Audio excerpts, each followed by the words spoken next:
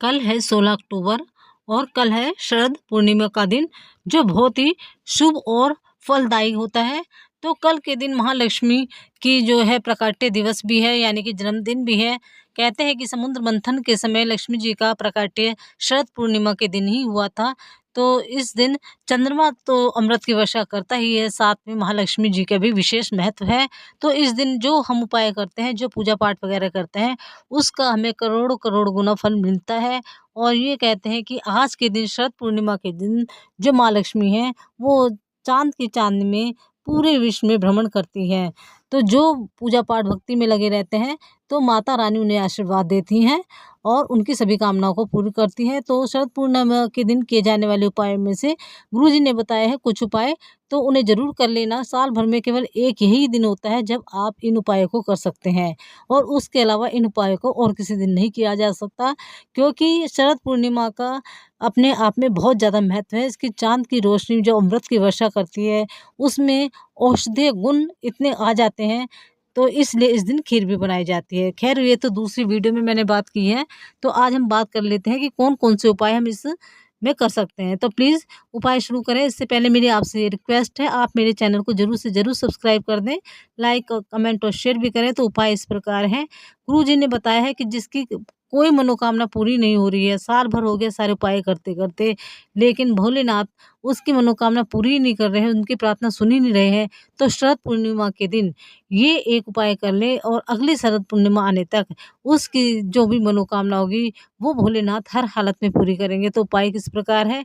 हमें ले लेना है एक अपने घर का शुद्ध जल भर लें एक तांबे के लोटे में, एक दीपक ले लें देसी घी का, खड़ी बत्ती का, और एक मतलब खड़ी बत्ती यानी कि गोल बत्ती, और एक ले लें हम चावल का दाना और बेलपत्र। तो हमें क्या करना है, ये सारी चीज़ें लेकर हमें पहुंच जाना है भगवान भोलेनाथ के मंदिर। अगर आपके भोलेनाथ के मंदिर में भी ना जाए, शिवलिंग के पास जाना है, अगर घर में शिवलिंग है तो ये उपाय आप घर में भी कर सकते हैं, क्योंकि भगवान तो सब जगह एक ही है। तो हमें क्या करना है, जाते ही जो पहले गोल बत्ती का दीपक है, वो अपने जो है मंदिर में हम जाएँ तो सीधे हाथ की तरफ मंदिर के बाहर ही लगा देना है। जैसे कि हम जैसे जहाँ शिवलिंग होता है उसके अंदर हम प्रवेश करते हैं, उस तो करने से पहले बाहर ही दरवाजे पर सीधे हाथ की तरफ लगा दें। अगर घर में कर रहे हो, तो अगर मंदिर में आपके शिवलिंग रखा है तो उसके राइट तरफ सीधी तरफ लगा दें। अगर कहीं बाहर रखा है पेड़ पौधों में, तो उसके दाहिनी तरफ ही जो है दीपक लगा दें। और फिर क्या करना है, जाकर हमें जल का लोटा जो है शिवलिंग के ऊपर चढ़ा देना है, और जो ये चावल का दाना है, और हम जो बेलपत्र ले गए थे, बेलपत्र की डंडी पर हम शहद लगाकर और उस पर चावल का दाना रखकर, तो उस वो हमें चढ़ा देना है शिवलिंग के ऊपर। यानी कि जिस तरफ से सीधा होता है उस तरफ से हमें शहद और चावल का दाना लगाना है डंडी पर, और उसे उल्टा करके, यानी कि बेलपत्र को सीधी तरफ से मतलब हम उल्टा करते हैं, तो उल्टा करके हमें शिवलिंग के ऊपर चढ़ा देना है। और किसके, और श्री शिवाय नमस्तुभ्यम कह के चंद्रमौली भगवान का ध्यान करते हुए चढ़ा देना है।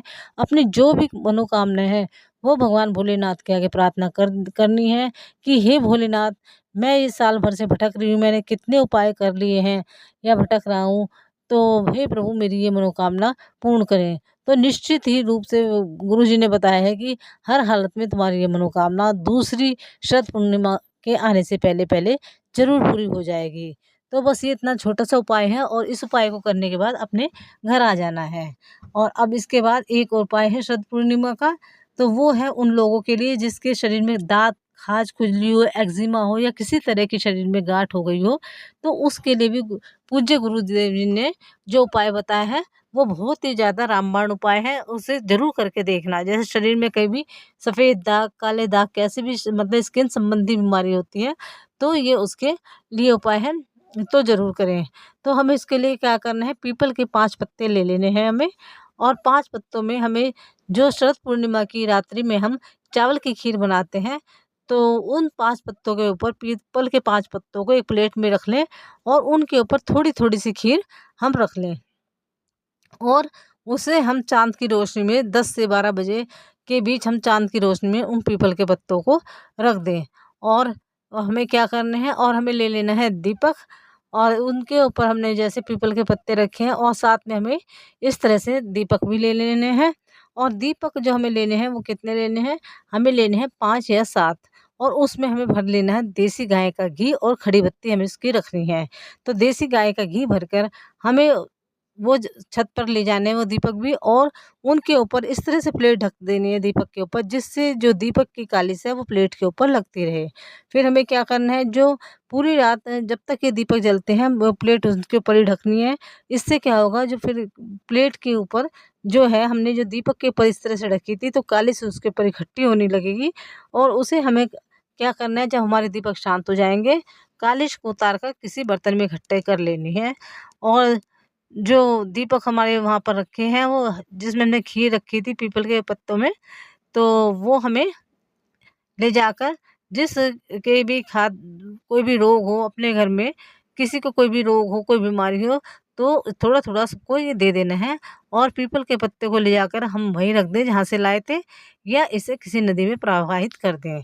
और इसके बाद हमें जो कालिस हमने ली है, जिस किसी के भी कोई दाँत, खाज, खुजली है, नहाने से आधे घंटा पहले वो उस जगह पर लगा ले इस कालिक को, और इसमें मिला ले थोड़ा-सा गाय का घी।